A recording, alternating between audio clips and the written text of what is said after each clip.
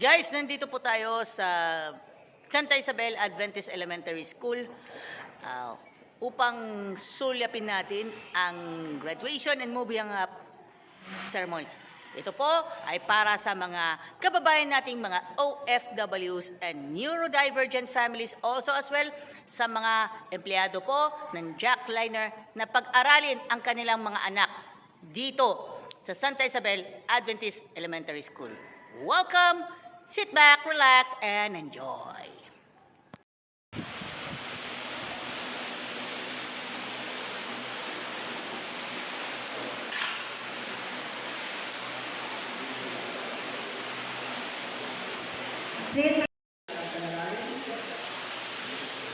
Kagalang-galang at minamahal namin ng Diyos, amang bayan na pakapangyarihan ko sa lahat ng sa hanay ng Pilipinas.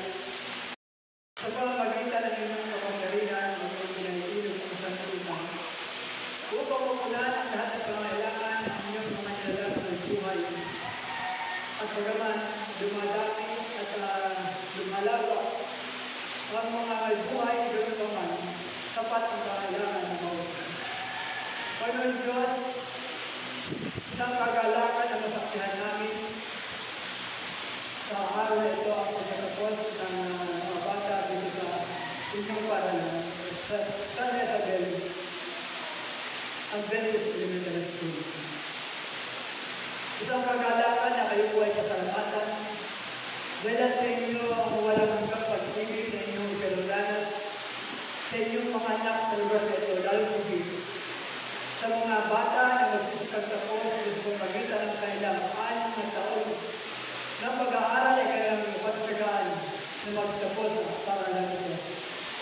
Maraming salamat na silang Diyos sa inyong pamatubay sa mga bata ito. Gawin po sa mga kinder na silang magsisipag tapos. Salamat ng sana. Naisimulahin pasalamatan kayo sa inyong kabutihan na pagbibigay sa aking paralan sa lugar na ito bilang isang pantayo ng inyong kabutihan at ng inyong kagandahang loob na patuloy nila higit sa amin upang magkaroon ng mga tao na magkakaroon ng mabuting pangugali at magiging matatag na mamamayan at makakatulong sa lahat ng mga iba't ibang programa at gawain sa lugar na ito. Panginoon, maraming salamat po. Maraming salamat po. At din po pinasalamatan kayo sa mga magulang na nagtaguyod ng kailang mga anak na ipag-aral sa paralan ito. Sila ay nagsaga at nagsigikap, nagsakripisyo ng kailang mga panahon sa laki upang matugunan ang pangailangan ng kanilang mga anak sa pagpapaaral sa lugar na ito, sa paralan ito. Maraming salamat sa Pilipinas. Amin pong binabalik sa inyo ang lahat ng amin po pasasalamat. At sapagkat ngayon po ay pagkatapos, amin pong nilin sa inyo na way tulungan ang bawat isa sa amin maging matagumpay ang programa natin sa araw ito.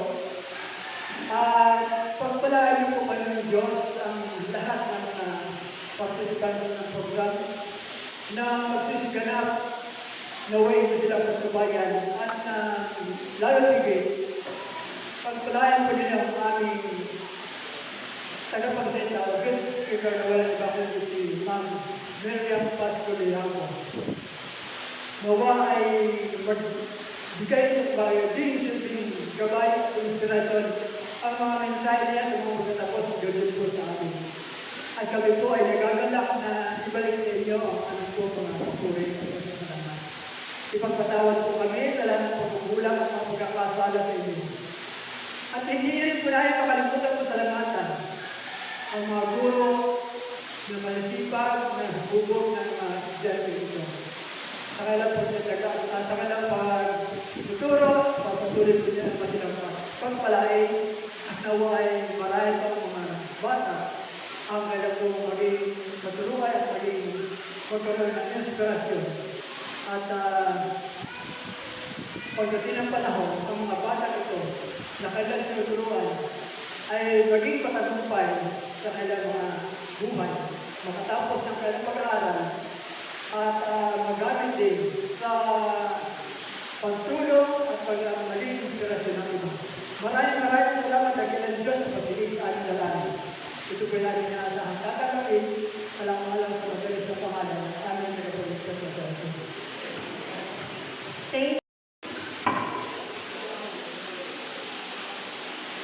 Good morning, distinguished guests,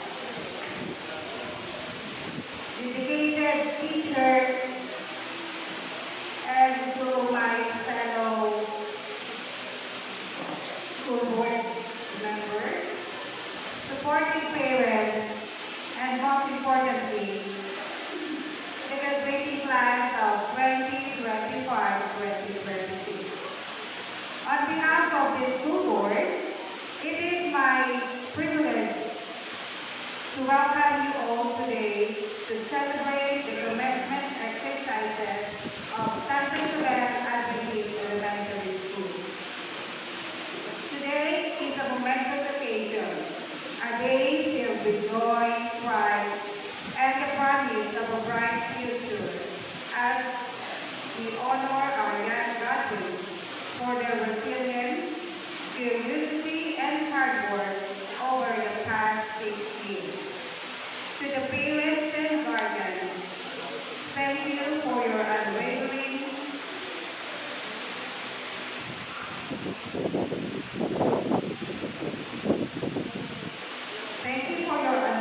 love and support. You are your children's first teachers and strongest advocates. And this milestone is just as much yours.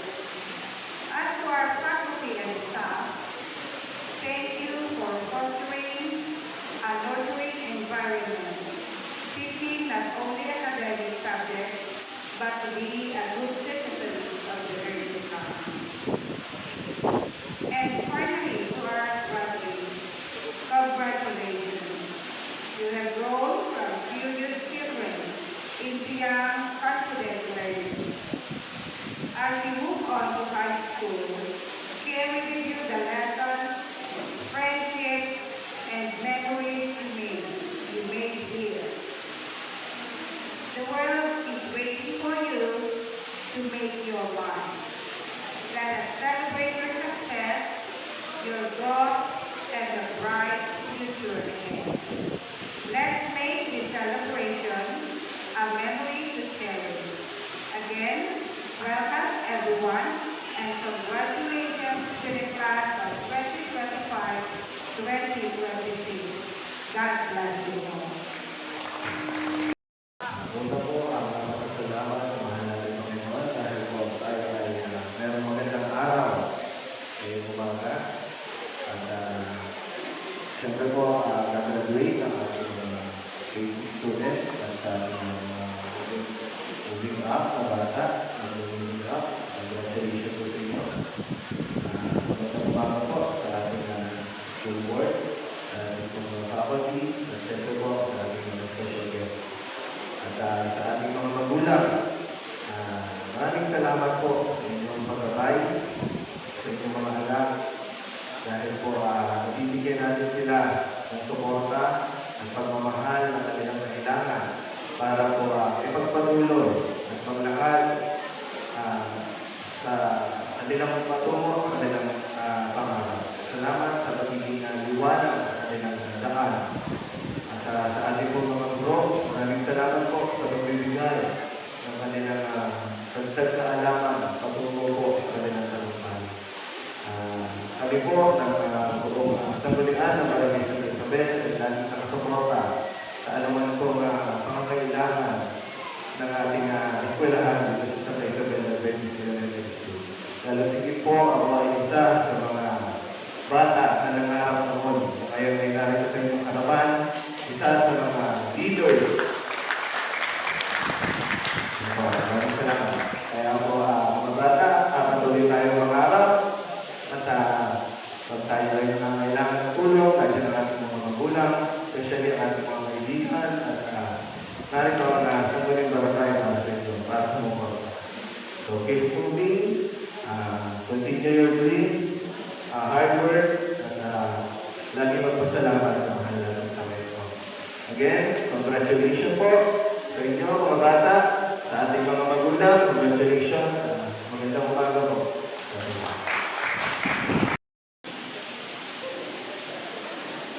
Honorable Barangay Chairman John Lactel Gabalco. Respected District Leader, Pastor June Perez. Dedicated School for Chairwoman, Mount Maureen and members.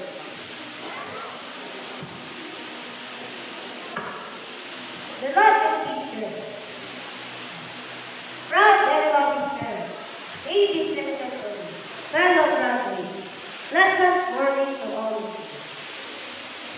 On behalf of the graduating class, it is my great honor to welcome you to our elementary graduation ceremony with the theme, Upward and Run, Forward with Faith. Today is a celebration of hard work and God's faithfulness in our lives. As pupils, we started this journey as young learners. Some of us shy, some playful, all of us full of dreams.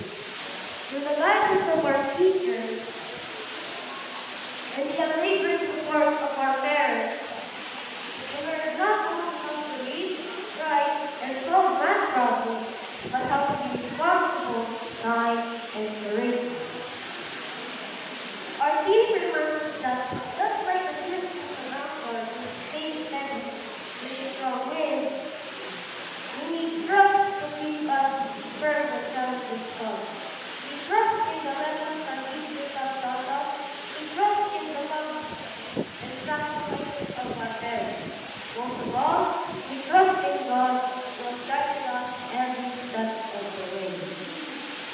The Bible says in Proverbs 3 verse 5 and 6, trust in the Lord with all your heart and lean not into your own understanding. In all your ways subject to him, and he will make your path straight. This verse reminds us that when we move forward to a new chapter, we are not walking alone. As we step into junior high school, new experiences and responsibilities await us. There may be challenges, but we will move forward with faith in our abilities, faith in the values we have learned, and faith in God's plan for our future. To our dear teachers, thank you for your patience and dedication.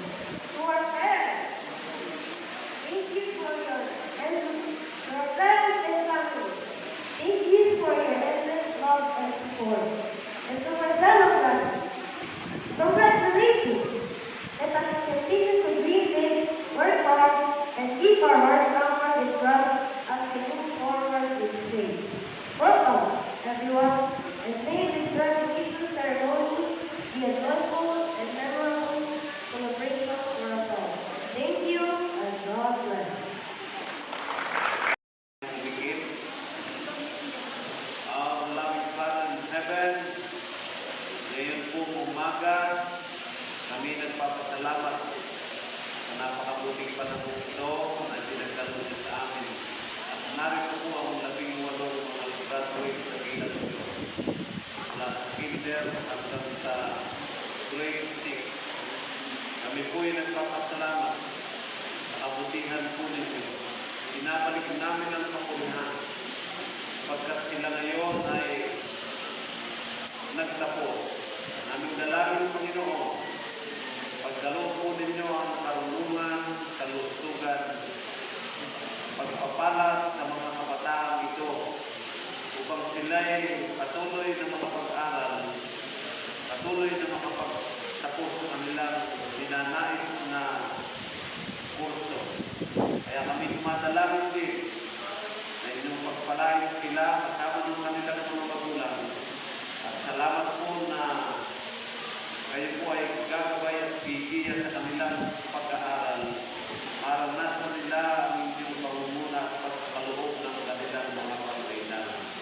Ngayon po umaga sa silang Diyos, aking inilalapit at itinatalaga po ang mga kabataan ito sa inyo. Naway ang inyong presensya ay kanilang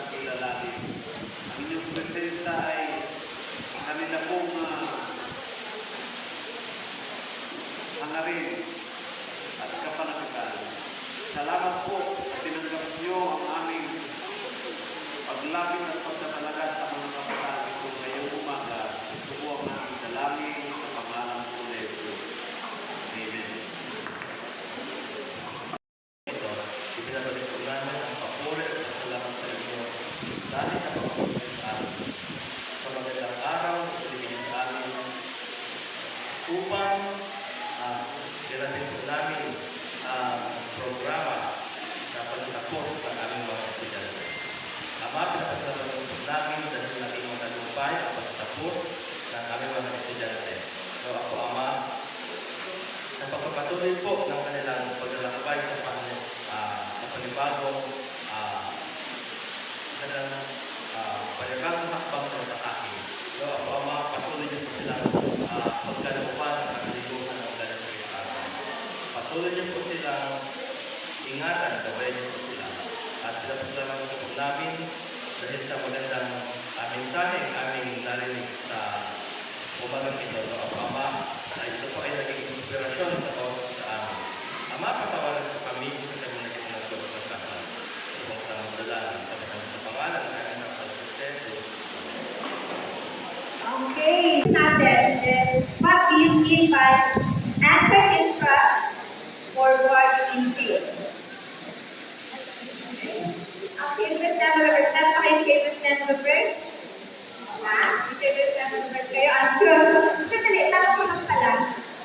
Hindi ko na ito kanina. Sa ating po mga tatay at nanay, sino pang target ng dito?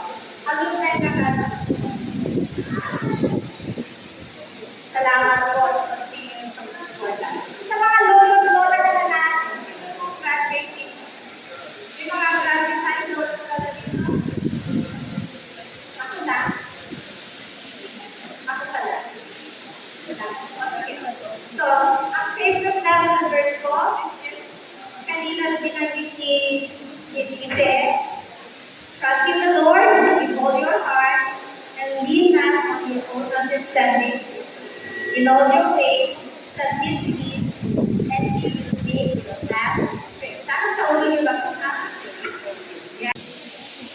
Beloved guests, teachers, dear parents, and my fellow graduates, with a heart full of gratitude, I sincerely thank you for the inspiring message you have shared with us today. As class pastor, I stand here humble and faithful, giving all glory and praise to God for His unwavering faithfulness throughout our journey. This day does not mark the end of our misery. It stands as a powerful testimony of God's grace, guidance, and love, from the very beginning until now. Our theme, Anchored in Trust, Forward with Faith, is a powerful reminder for this new season of our lives. An anchor keeps the ship steady when the waves are strong. In the same way, our trust in God keeps us steady when we face new challenges in high school and beyond. There will be new subjects, new friends, and new responsibilities. But if you anchor your heart in the Lord, you will not drift away from what He wants.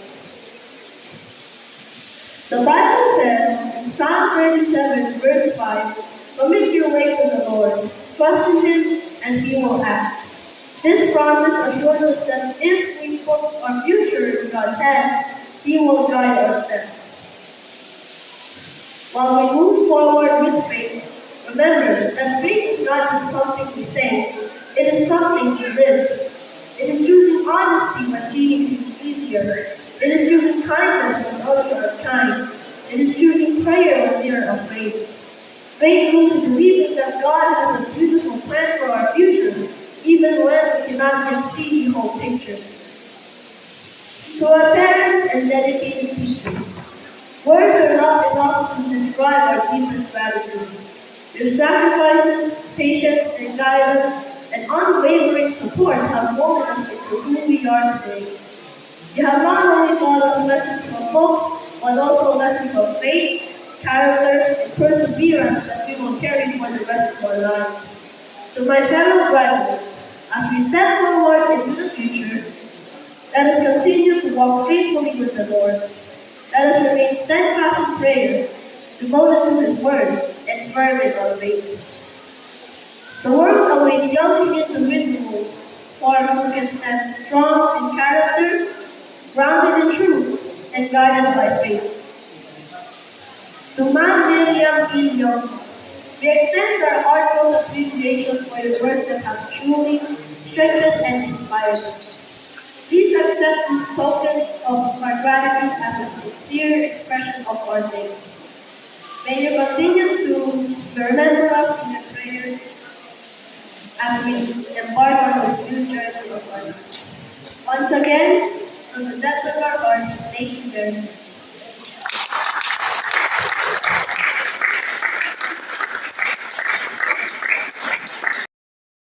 Ay hindi lamang para sa amin, kundi para rin po sa inyo.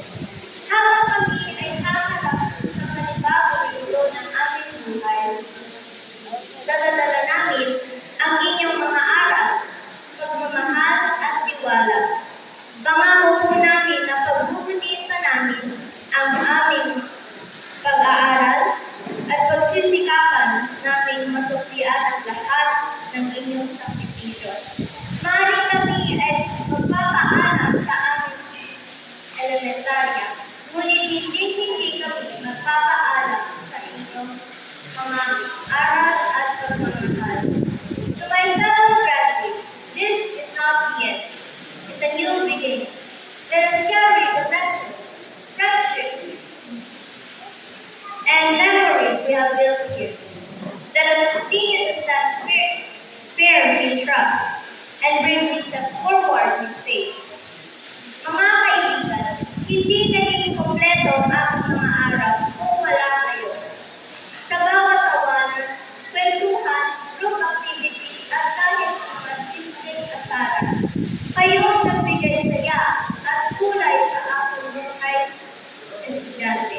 Marami ang natutunan hindi lamang sa ating mga guro, kundi pati na rin sa inyo.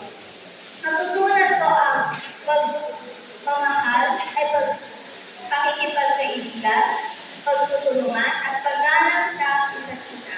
Ipinakita ninyo na ang pagiging magaling ay mas lalo pang gumagana kapag may kabubusan ang puso. Habang tayo ay haharap sa panibagong yugto ng ating buhay, maaaring magkakay pa tayo ng landa at paralan, ngunit hindi mabubura ang mga ala-ala na pinagsamahan natin. Dalhin natin ang ating kabasitan, sipaw at talino saan man tayo magpunta. Patuloy tayong mangarap, magsikap at magtagumpay. Maraming salamat sa pakikipag-kaibigan. Hindi ito paalam, kundi hanggang sa muli. Congratulations sa ating lahat. Congratulations. Class of 2025 and 2026. May we continue to shine wherever God leads us. Thank you and God bless you. It's cool to be here at Santa Isabel Adventist Elementary School, located at Barangay Santa Isabel, San Pablo City, Laguna. That's cool leads to Jesus.